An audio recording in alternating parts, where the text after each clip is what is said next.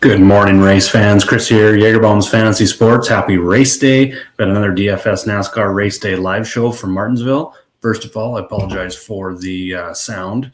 5 seconds before the thing went on, my Bluetooth headphones and little microphone went dead. And I can't fix it here, so I'm just going with what I got for the laptop, so I apologize about that. So we got an exciting race at Martinsville here. We got the 750 horsepower package here again. Going to be probably another really good race coming off Darlington. We've seen that fall off. We've seen the Tyler Reddick dominate again. Things could be a little different here this week at Martinsville. Tough track. I talked about on my preview show earlier what we were kind of looking for from a fantasy perspective today. And I'm going to bring up the sheet here shortly, and we'll just kind of go over that data a little bit for anyone that missed that show earlier. I'm going to pop the link in here as well if anyone wants to look at that. Each week I do a preview show on it's usually Wednesdays, but this week it was a little bit later. It was Friday. I cover all 3 series. Just posted the link there in chat. Go over all 3 series. This week it was only the O'Reilly Auto Parts and the Cup Series. Look at track history, track type history, previous trends. We dig a lot into salary trends, which is a new thing on the sheet as well. We look at optimal lineups, previous optimal lineups, usually just for the next gen era there as well. And then what we do here in the live show for anyone that's new is we kind of look at practice times and other information and start narrowing down our player pools. Another preview that I do over on fantraxhq.com. I'm just going to bring that up, see if the screen share. If there's any problem with sound, please let me know, and I will get that corrected here. See if I can find a backup source. But if you can't hear me and everything's going good, throw up a thumbs up or something in chat. Just let me know that everything sounds good, and we will continue to roll on. So over on fantraxhq.com every week, I do a preview article for DFS purposes. Preview the track and the fantasy angle, same things we cover in the show. So you don't have time to look. You don't have time to tune in, look at that preview show. I've also got this over on Fantrax, and I look at my top pre-qualifying targets on DraftKings. So I looked at Ryan Blaney this week, Kyle Larson, Chase Elliott, Ryan Preece, and Ross Chastain. So we will look at their practice time specifically and see kind of how things go there. Happy race day, Mark. Nice to see you. Thanks for tuning in again. You got a nice little streak going. That's great. I think you're, 4 now? That's awesome. So just super happy again. I'll say it every week, just to be back doing these shows each and every week, to be doing preview shows now, do shows for PGA as well. I get that in there. So putting a lot more time into the DFS again, now that I'm back full-time doing that. Audio's good. Thank you very much for the feedback. I appreciate it, Mondo. Happy to see you again as well. Happy Sunday. So yeah, something else I wanted to kind of go over here quickly. Been up with the new guy on X this week. Pit by the Numbers, absolutely amazing content. Everything free over at his website, pitbynumbers.com. I've got it here on the content page. Absolutely amazing. Like, we've got practice intelligence here going over notes. We're going to look at some of that. Looks like this kind of goes over your top guys in practice and looks at, his model, how he puts his model together, different quotes from the drivers, what that means from a model perspective. It's mostly betting related. He's also got a betting card we're going to talk about at the end as well. But if you're looking for betting information on NASCAR or just using Vegas odds to help you decide on drivers or anything like that, there's Bob. Nice to see you, Bob. Been with us for a while. I think you're a streaker up as well. Every race this year you've tuned in, so I really appreciate your support as well, Bob. Happy race day. Andrew, optimizers are giving a lot of ham on Blaney. What do you get? What do you like to get a little different? Okay, I'll go over that just shortly. I just want to finish up here with Pit by the Numbers, but I will get to that question. We'll jump into that here quickly because I do agree with you. Those are going to be your top 2. And like I talked about in the previews, it is very important this week. You're going to want 2 to 3 dominators. Most of those dominators are coming from your experienced drivers who have good track history, and those are also the most expensive drivers on the board. But building lineups this week isn't going to be as hard to fit 2 or 3 of those top guys in there. So if you're only building one lineup, we'll talk about that. And then ways to pivot, I've got some ideas on that as well. But yeah, over at Pit by the Numbers, very useful here. I always like to shop around in terms of betting, or at least compare lines to see where you can get the best price for your drivers, whether you're betting outrights, top 3s, top 5s, top 10s. He's got a list of 5 different books here, and then it actually highlights. I'm not even sharing the tab. A little off today. I'm sorry, everyone. I need about 3 more coffees and we're we're good to go. Yeah, so he shows, as you can see here, for every driver on the board, it's showing outright for DraftKings, FanDuel, MGM, Caesars, and I'm not sure what BR is. Sorry about that at the moment. But then it kind of highlights and gives you the best price. So if you are shopping around for odds, make sure to go over there. Pitbythenumbers.com. Also Pit by the Numbers on Twitter. Excellent follows, posting information all week leading up and doing racing only. And he says he's only been out there for, I think, 2 or 3 weeks. So there's going to be a lot more to come from him. So go and check that out. With that said, let's jump into the cheat sheet here now. And yes, Hamlin and Blaney. Hamlin qualified first. And we talked about this in the preview show as well, where maybe we're not as concerned, especially for the top drivers. Seeing, he was showing top 12 speed throughout the long runs, very fast short run speed. Obviously qualified first. We like to see that track position. And he's an experienced driver. He's dominated a ton of laps here. 1,114 in the next gen era is about 300, 280 more than the next best driver in terms of dominators. So that's good to see. That's where a lot of that chalk's going to come from. Not as concerned, I don't think, about those long run speeds, because they're a team that's going to make those adjustments really quick. So if he can get through maybe that and up until the first caution, still leading, get out front, I think he can probably get a nice little lead there. I think it makes a lot of sense. Now, if you were talking about who can we pivot, we're going to go back to Andrew's question here. Obviously, a GPP player. If I'm playing one lineup, I'm definitely trying to get 3 guys in the 9K and up range, probably 2 guys in the 10K range in my lineups to start things. And the chalk definitely is looking towards Hamlin and Blaney. You've got, like I said, track history, 6 wins leading all active drivers for Hamlin.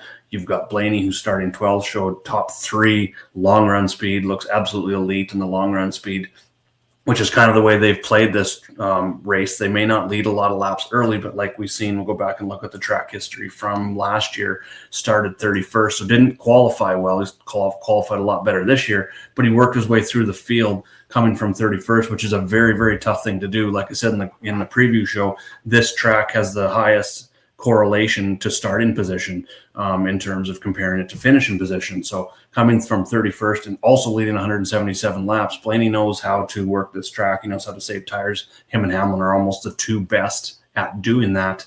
So yeah, that's where that chalk's going to come from.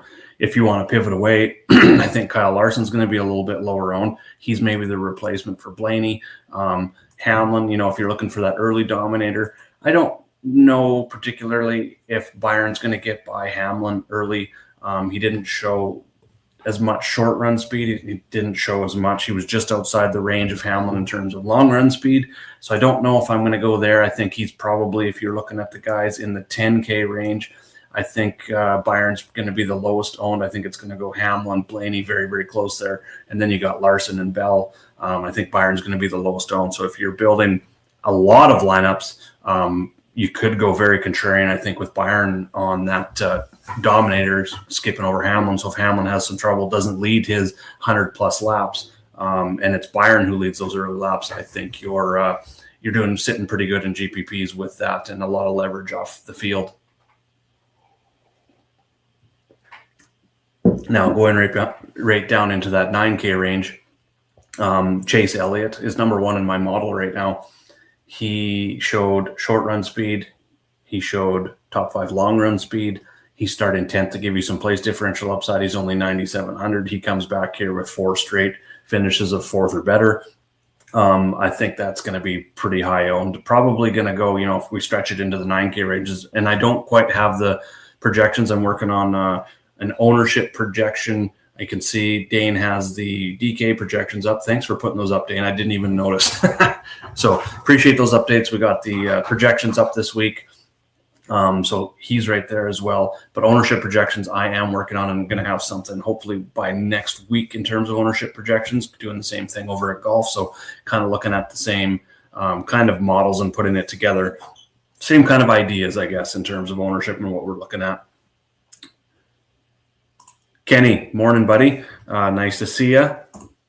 But yeah, going down the board here, I think we're going to see ownership with Elliott. So probably Hamlin, Blaney, and then Elliott, I think, is kind of the way that's going to go. Briscoe, I'm torn on Briscoe at the moment. Probably more of a GPP play. You'd think with that place differential upside, you'd be all over, especially with his rate of top 10. He's got 6 top 10s in the 8 races here at Martinsville. He showed no practice. There's no top 20 speed across the board. There's no short run speed. So I think he could even fall back early on in this race and then really have a struggle to get through the field with the 750 horsepower package. I think not quite as bad as what we've seen at Darlington in terms of fall off, but there's going to be some fall off. And the short, tight, narrow track, I think we're going to see guys having trouble coming through the field more than we've seen in the past. So Briscoe, more of a GPP play, but he does have a lot of upside there, obviously, with that starting position, giving him, elite place differential upside, the most of anyone, going all the way down to Kyle Busch at 7K. So anyone above 7K, which is a total of 17 drivers, he's by far got the best place differential upside in there. So definitely be looking at him for that, but could be a little bit of issues there. I think I'm more concentrated on getting those dominators, picking 2 to 3 of these guys that you think can dominate up here.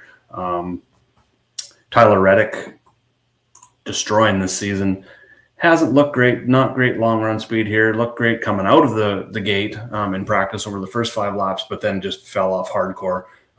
Similar story as Ty Gibbs. So we're kind of seeing that with the Toyotas. They're not really showing that speed here this week. So maybe we get different manufacturer in victory lane this week, but we'll see, because Denny Hamlin looks really, really good. So does Christopher Bell. But once you start coming down into these 3 Toyotas here, Gibbs was second in short run speed, showed it in 5 runs, and then just boom, everything fell off the table in terms of lap averages after that. So a lot of fall off there on those guys' long run speed. So they'll have to definitely have some adjustments to do, but starting top 10, I don't think I'm going to go there. So that kind of gives me, a look, and we'll build a lineup here shortly with the drivers that we're going to talk about, like with Hamlin, Blaney, and Chase Elliott. Maybe we can fit those 3, and it's going to be very, very chalky, I think. But I don't think it's going to be too hard, just because, if you're going that route and you're stacking 2 or 3 drivers in this top tier, like we've seen let's bring up the optimal lineups here real quick. Martinsville optimal lineups.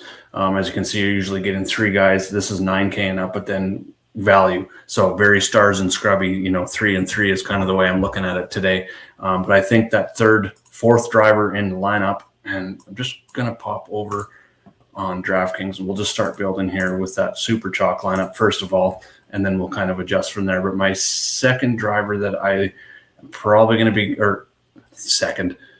in the second tier after I go for those first 3 drivers in that top tier, I like jumping in the middle here. Go back to the sheet. Ross Chastain starting 18th. I talked about him in the preview show. He's had excellent. He's got 14th or better in all 8 races here in the next gen era. Comes in with 3 straight top 10s. He's got 5 top 10s, 3 top 5s in those 8 races. So that was awesome to see. The price, looking at the salary trends that we got up here now, and we go down and look at him, he is below 8K for the first time this season. Huge drop down to 7,300. So he checks that box as well. And then you go look at his practice times. Qualified 18th, but he was 10th in practice speed with his fastest lap, and he remained top 10 throughout all those lap averages. Love to see that consistency, especially going with everything else that we talked about before practice and qualifying. So that just kind of enhanced the Ross Chastain factor for me this week. So going back over to DraftKings here, if we throw Chastain in that lineup now and kind of see where we're at, we're already at 6,260, so it's going to be tough.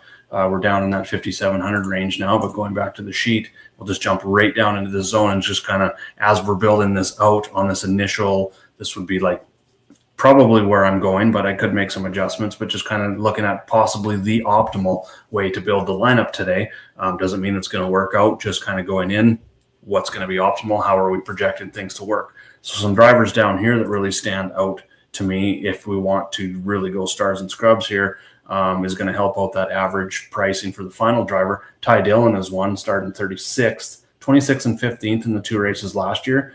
That's 10 place differential if you can get back to that 26th at 5K.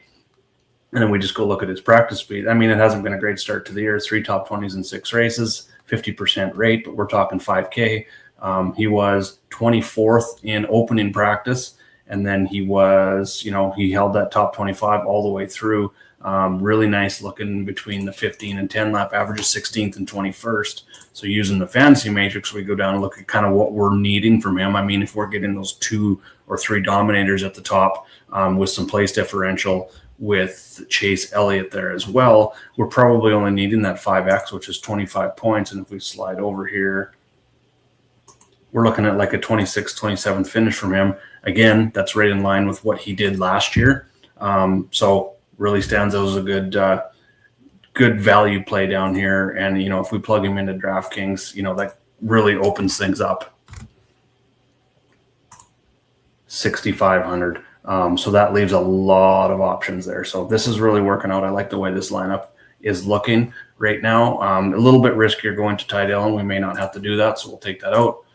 We know that we can go that way if we want. All right, so another one, his brother Austin Dillon started 30th. He was 18th in practice, and then he only got faster, top 10 speed, long run speed. That was really good to see as well. He comes back here with some good track history, 16th, 18th, 7th in the last 3. So that checks the boxes as well. 5,600, he fits that model. And then right above him, Todd Gilliland, I like even more. He's a minus 24 in terms of where he was 5th in practice. He did fall off in terms of the long run speed, showed some really good short run speed.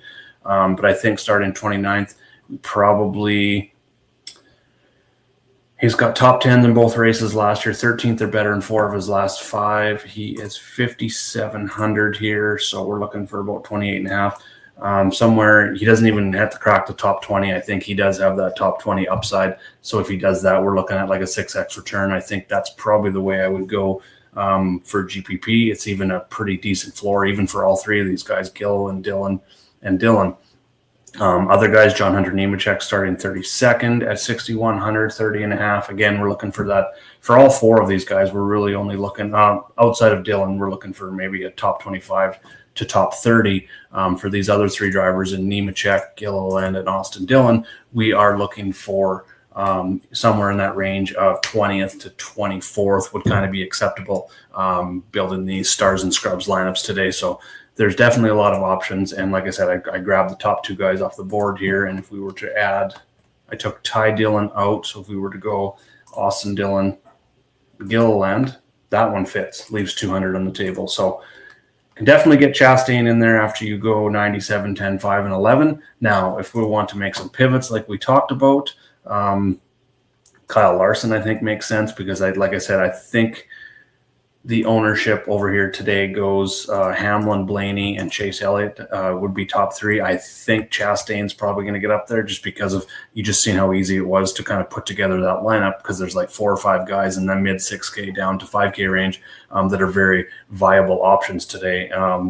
Have a little bit more floor than we usually see from down in that range. So I think Chastain is going to get some ownership. He's going to be top 5, I believe, for sure. I think Bubba Wallace, we haven't talked about him yet. He's been a little bit up and down, 18th, 3rd, 18th, 4th, so top 5 or outside the top 15 over his last 2 years, 4 races here. But 11th or better, 5 of the 8 races, top 20 in all of them, so very consistent here. And then he showed amazing, probably number 1 in practice, first overall, first and 5 lap, and then second, first and 10 and 15 lap, and continued that top 3 long run speed throughout 20, 25, and 30 lap averages. So at 8,300, starting 15th, I think Bubba Wallace is going to be very close to ownership. I think go back to DraftKings for a second and just go back to that chalk lineup. If you want to Hamlin, Blaney, and Elliott, and you want to fit Bubba in there, you're down to the 5,150. It's going to be very tough. You can get Ty Dillon in there, But then you're going with Austin Hill coming from the back, Cole Custer, Herbst. So very, very tough there. So I think Chastain, for that reason, is a little bit higher, but I think him and Bubba are very close in ownership today as well. But yeah, if we want to get away from the chalk, I think starting with Kyle Larson makes a lot of sense. Or like I said, even a little bit more contrarian, William Byron. I think, like I said, he's going to be the lowest owned guy. Maybe Reddick's ownership goes down a little bit today just because of that fall off in practice. But William Byron, I bet you, out of those 9 guys that are all priced above $9K on DraftKings, I bet you he's going to be possibly one of the lower owned guys in that top tier. So starting there with William Byron, maybe a couple Chevys, and getting away from the Blaney Hamlin. I don't know if I want to get away from Blaney and Hamlin. If I'm betting 5-max, if I'm playing 5-max, I'm probably doing 3 lineups with Blaney and Hamlin, and then the other 2, 1 with Blaney, 1 with Hamlin, going that route. If you're playing, upwards of 20 or more lineups, I think there is a case to be made for leverage to get away from playing both of them. In 20, I would maybe do, let's say, 3 lineups that didn't have Hamlin or Blaney, but I would not go more than that. I just think one of them is going to dominate, and they could be the early and late dominator in this race as well. Blaney could come. Hamlin may only get, say like 100, something like that. I think 400 laps in this race. So, 100 in that area and get the early. And like we've seen last year, Blaney came from 31st, led 177 laps. So he's getting a jump start from where he was last year at a track that he's been amazing at. Multiple wins, 6 top 5s in the last 8 races in the next gen era as well. So really trying to make a case here to try and not fade both of them, but I don't mind, going back and forth and just using one of them, maybe building, if you don't want to put them together and you don't want to go that chalk and you really do want to deviate from that, if you're building 10 lineups, scoop 5 Hamlins, 5 Blaneys, or what I would do is probably Blaney, Hamlin, and say 4 of them and then kind of split them in the other ones. I just really think it's one of them. So you can, it's going to be definitely lower owned if you fade both of them. You could be sitting really good should something happen to those 2. So, but if I was building that lineup, I definitely like Kyle Larson, tied with Blaney for 6 top 5s in those 8 next gen era races. I mean, William Byron has 3 wins here coming from second, and I think he's going to be low owned. So that could be another route. So let's just go back to DraftKings here. Yeah, it seems weird saying that William Byron with 3 wins in 8 races in the next gen here could be one of the lower owned guys. So that would be my pivot from Hamlin, just because he's starting on the front row with Hamlin. And I think, if you're looking for that top dominator, if he can get by him, great. But I just think Hamlin's a stronger car today. But let's build this GPP lineup out and see. So we're fading him. So I'm going to go Blaney. I'm going to get Blaney in there. I do still like pairing Elliott with Byron. Get those Chevys. I think they're showing a lot of strength here today. And then we come down. This is where maybe we want to, because we've saved a little bit of money now, is like get Bubba Wallace in there. We're left with 56.50. So it's still a pretty stars and scrub lineup with 3 guys right kind of in that 10K range. But again, we could go Ty Dillon, and it puts us back up into 63. Nemechek, I don't mind, but I would probably go Gilliland or Dillon and leave 600 on the table. Go double Dillon here if you want. You could also go, if you want to pivot off some of this chalk here in the middle, which would be, let's just say, Bubba and Chastain. Josh Berry makes an interesting GPP play today. Qualified third.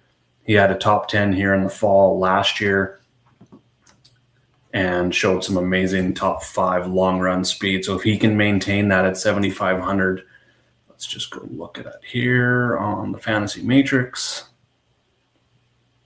7,500. So we're looking for like at least 38 points from him.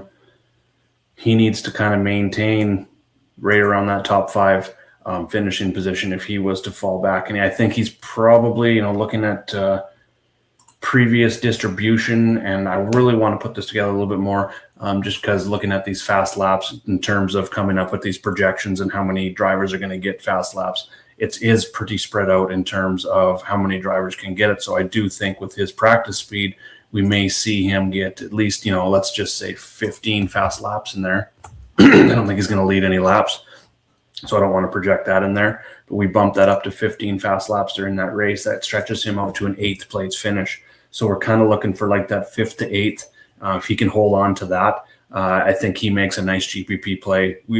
I don't think need 6 or 7x DK points per dollar return from Josh Berry, because I think he's going to be a lot lower owned, because I mean, he falls right between Bubba Wallace and Ross Chastain, who I think are both going to be higher owned. Ryan Preece is right there as well, starting 17th. So all three of those drivers I think are going to be fairly chalk in this range. And I think Josh Berry, it makes an interesting GPP play, very low owned leverage play here today. So keep that in mind for him.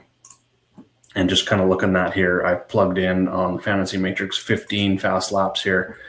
So if you're new to the Fantasy Matrix, just wanted to go over, because I did have a couple of questions about it. It's just bringing in driver, starting position, DK, and then I've calculated what they need for a 4x return, 5x return, 6x return. And then if you want, you create your own copy of the sheet. You can actually start playing with these numbers a little bit. Like I projected Hamlin for 120 laps led, 40 fast laps, and then it recalculates here. Like if we delete those,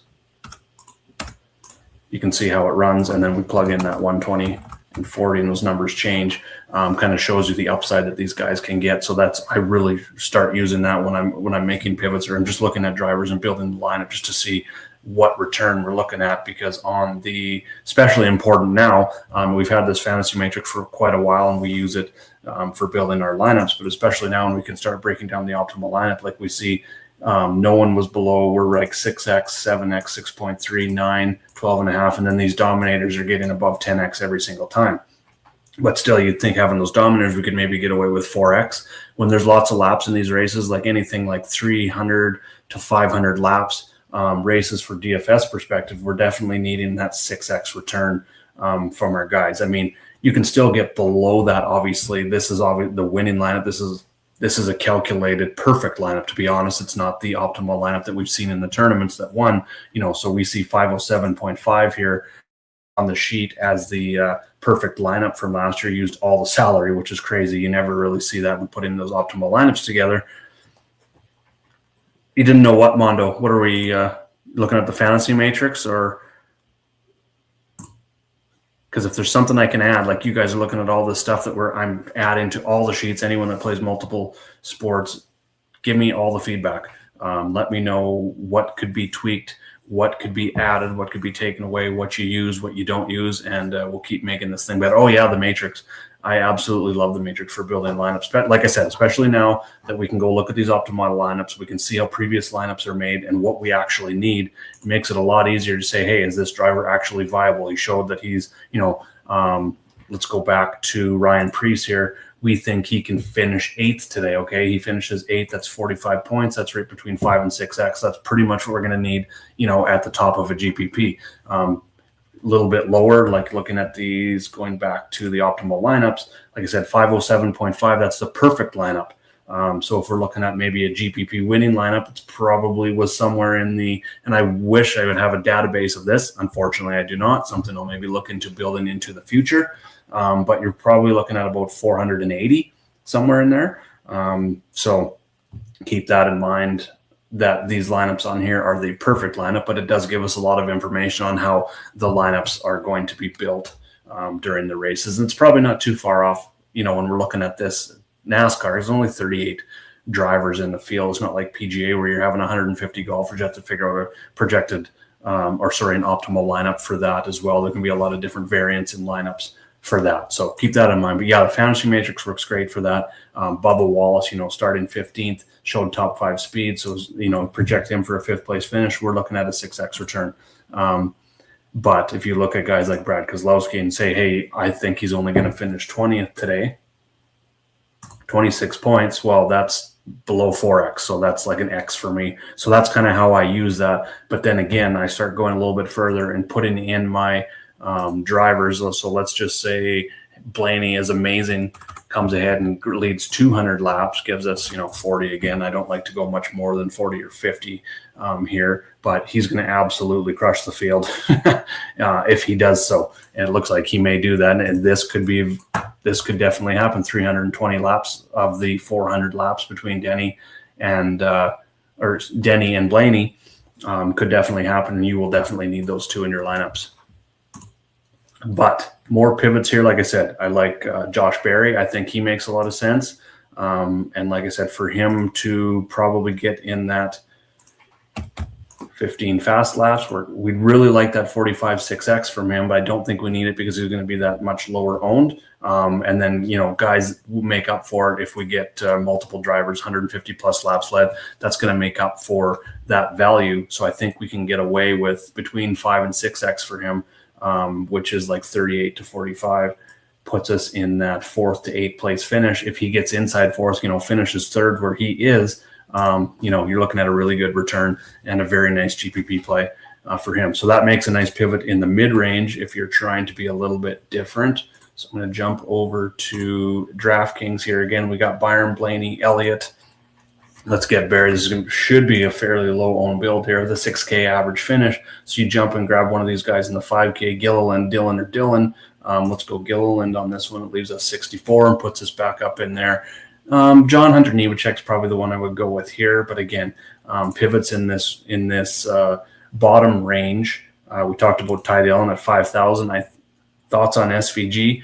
Yeah, he seems a little bit too where is he here? Too far up at 5th. He did not show anything top 10 speed, top 15 speed, long run. We know that he's a lot better on road courses. He does have top 15s in 2 of his 3 races here. But I would have rather seen him starting around 15th to 18th, I believe, to be.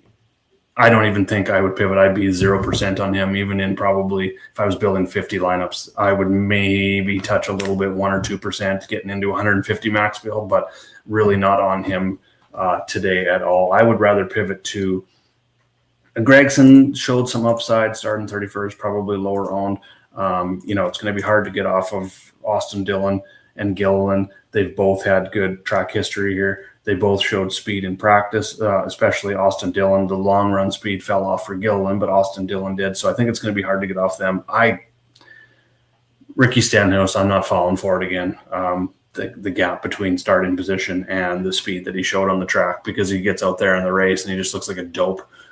Screws my lineups over every time. So I don't think I will have any Ricky Stenhouse, although it is a viable play. The numbers say it's a viable play. He's even got some track history here. So if he can get in that 20th range for Stenhouse, kind of like we talked about with Ty Dillon, $500 less on DraftKings, I think that's something that is viable here, as you can see, but I'm not on Stenhouse whatsoever. Pivots in the bottom are tough. I think a lot of the you should really do it. You shouldn't just build on 4 guys down here in this range and roll them out across, because it's going to lead obviously there's a lot more susceptible to crash, and they're not the top teams. They're not, so making the pivot here can make a lot of sense. I just don't think SVG is that guy today. Eric Jones, maybe Michael McDowell starting a little bit more forward when there's a lot of place differential already down here. Didn't show a lot of speed, if you can get that 15th place finish out of either of them, I think that's a nice pivot, should 2 or 3 of these guys down here wreck out or just fall back. So a lot tougher to pivot down here. Daniel Suarez possibly. I think the way to pivot, just because there's 4, what did we have here? We had Gilliland, Austin Dillon, Ty Dillon, John Hunter Nemechek is kind of were my top 4 favorites down here in this range. So if you are going to pivot, and I think there's going to be ownership on Stenhouse, he's not for me though. But if you are wanting to pivot, I think the best way to do that is maybe not in this same range. Austin Hill, again, makes a lot of sense. He started to find some speed in the long run, so consider that one as well. But where I was going with that is just kind of as a leverage, maybe just kind of go up in price and see where that fits you. Like Connor Zilt started in 25th, showed some good short run speed. He stayed within the top 20. So if he can get you 20th, 18th, 20th place finish, I think that's a nice pivot at lower ownership. Daniel Suarez starting 22nd at 6,700. So he's more expensive, starting further up as well. Could be a little bit lower on those 4 guys down below, especially how people are going to be building with 3 or 4 drivers in the 9K and up range. So yeah, Hill starting 37th. Not liking the car he's in, but seeing that he is one of the drivers that actually started to find that speed as the long run went on. Starting at the back makes a lot of. He doesn't 5,300 at his possible ownership. He 30th. We could probably feel comfortable with that. So, okay, what do we got here? Can the lower salary drivers work starting inside top 20 if they stay on the lead lap? Yeah, definitely we'll need that. What drivers are you thinking about there? Post that up and we'll kind of go over them as well. Any other questions about any other drivers possibly? And like I said, for anyone that's just kind of tuning in now, I went over it a little bit earlier. You're going to want to get over to pitbynumbers.com. You need to also follow him on Twitter as well, Twitter X, whatever. Excellent information. Going to be using it and referencing it every single week. One of the things I like, especially from a betting perspective, is just especially if you shop around, is looking at the odds board here, the race odds for every race. 5 different books gives you the best price across the industry, so you can nail down your bets. He posts his bet card every single week, and then if you go to the content section, you're going to find Martinsville practice intelligence.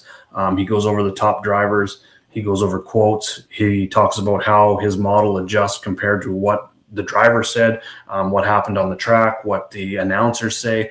He's just very in-depth with this stuff. Absolutely amazing. The time he puts in. So please make sure to go check out that site. Follow him on Twitter. Share his stuff. It's absolutely amazing. You can also go over on Twitter and follow our stuff, sharing our information. We cover 10 plus sports over Jaeger-Bombs Fantasy Sports.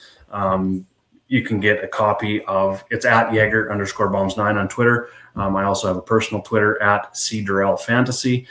Please go follow, share all of our information as well. Helps out a ton. Just like these shows, absolutely awesome. We see over 20 live viewers today, so that was great. Thank you so much for everyone for coming here. Oh, Barry and SVG. Yeah, no, I like Barry a lot.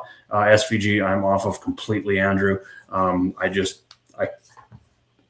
can't get on him today. I could see he's going to be a little bit lower on, so you might want to go that way.